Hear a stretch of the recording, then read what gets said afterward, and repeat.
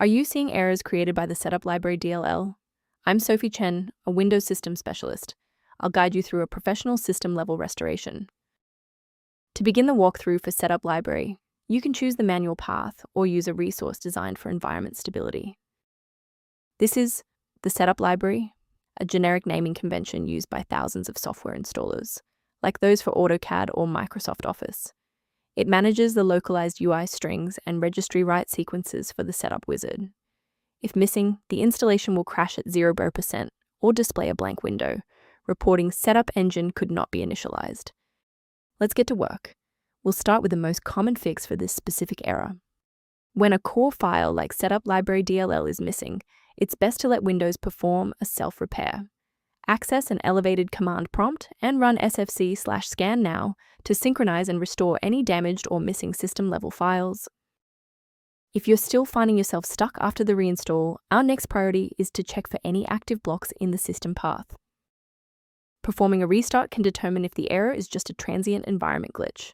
A reboot refreshes your system's path variables and can sometimes reestablish a broken link to the Setup Library file.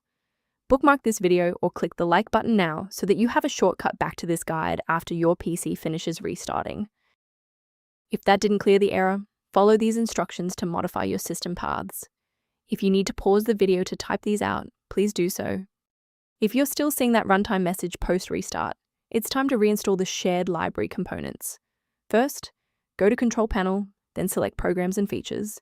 Second, find every Microsoft Visual C++ Redistributable, 2005 through 2022. Third, right-click each and select Change, then select Repair. If that fails, download the latest all-in-one VC++ Redistributable package from Microsoft's website. Please note that for DLL files with numbers, the number tells you which version to repair. For example, 120 equals 2013.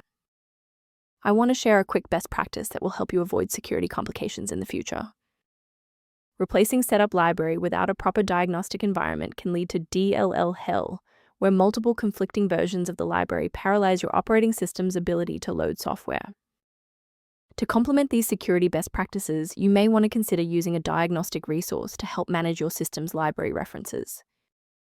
For users seeking workflow improvements, the utility below references maintenance concepts related to Setup Library. If we successfully synchronize the missing library for Setup Library today, liking this video helps others find the solution. Subscribe for professional tech support.